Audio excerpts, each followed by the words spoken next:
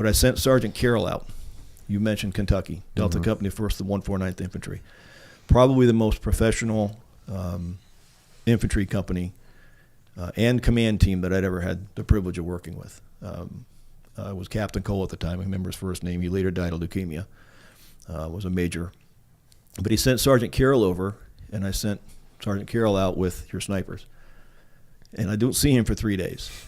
And he comes back in. This was out of Mike Charlie 1. And he said, he comes in, he's dirty, he's got 3 days growth of beard. I'm like, Sergeant Carroll, how'd it go? He says, sir, I can't carry that man's water. I said, what are you talking about? He said, I'd never seen nothing like it. So I watched him in an abandoned tire warehouse, standing on a stack of tires, shooting through a loophole with a 300 Win Mag, clipping dudes at 1,000 meters. I'm like, wow, that's impressive. It wasn't until I got home, and there was a documentary on Chris Kyle.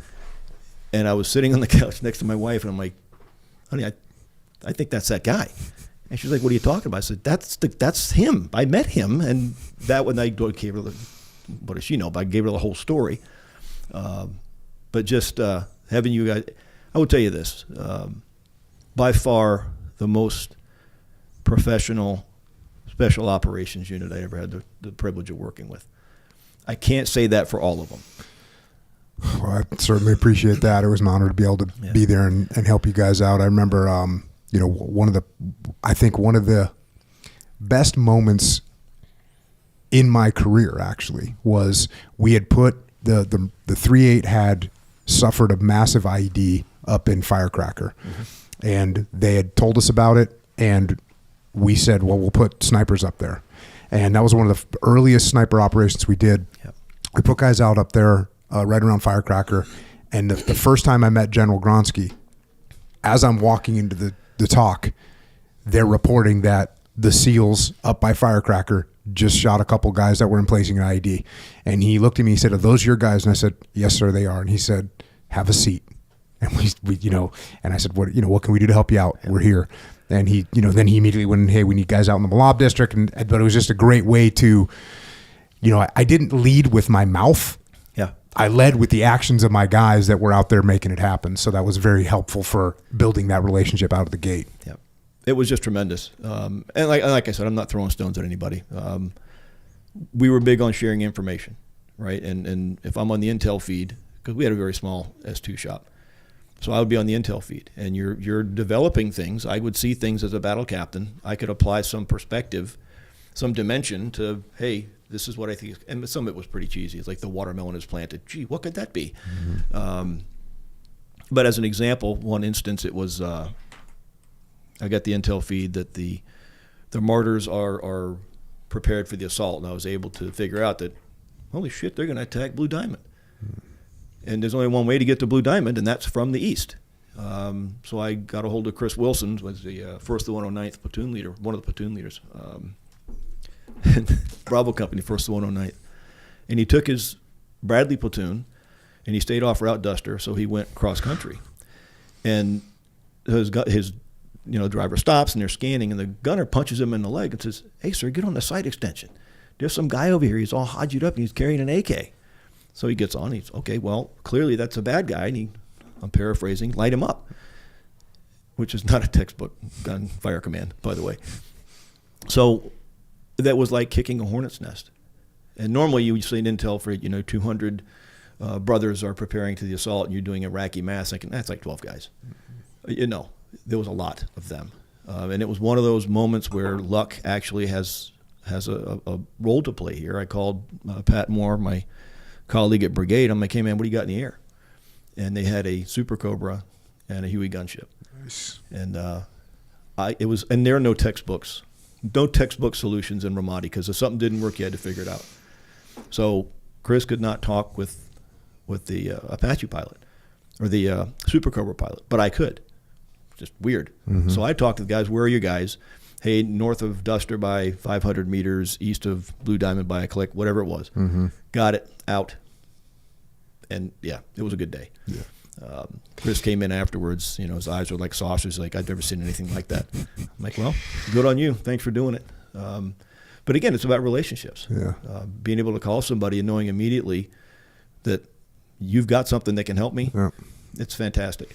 Yeah, and like you said, you got to figure out how to make stuff work. We learned so much from you guys, and I know we were again talking about extreme ownership, but just the Leif going out on patrol with the Marines, completely overloaded. He had a ton of grenades, just too heavy. And he's like, like the Marines, the 3-8 guys were like, hey, this is what you need to do. Hey, here's how. They gave us so much information. And even, with what routes were good, working with you guys that have been there for 12 months at that point, or 11 months, the amount of information and knowledge that you shared with us to make sure that we understood what was happening, it was just a total team effort. And if you don't do that, I can't even fathom what it looks like. I can't even imagine the kind of friction that you could, if you add additional friction onto that battlefield, it's just going to be a nightmare. Talk a little bit about when you're calling air in, because it was pretty hard. It was pretty hard to drop bombs. Yeah. In Ramadi. What did it take to drop a bomb, Dave? Well, it's an interesting question because, on paper, it just required the ROE. But as everybody here knows, and I'm sure most people at the time know, like there was a lot of resistance to using bombs, especially in the city, for the fear of the collateral damage. That was somewhat unspoken and unwritten, and what we had to do was prove that we could mitigate the risk to civilians. And really, the Marine Battalion before us, that was up north before 3.8 was 3.7, had worked really hard to try to convince that we could do it with low collateral damage. And once we proved that, your team was the first team that really let us do that in earnest, and that kind of opened the gates. Was, hey, we could, things like Hellfires, really cool weapon off the rotary wing, very precise, hits a window in a building, and really doesn't do much more damage. The people across the street are pretty safe relatively.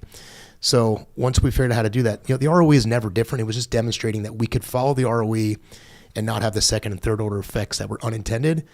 Once they got the confidence that we were able to do more, but on paper, the rules had always been the rules. The ROE was the ROE. It didn't really change. Mm-hmm. You mentioned those 16 pictures that you saw hanging on the wall when you showed up. How long was it before you guys, your battalion, took its first casualty? What do you remember about that? August 23rd.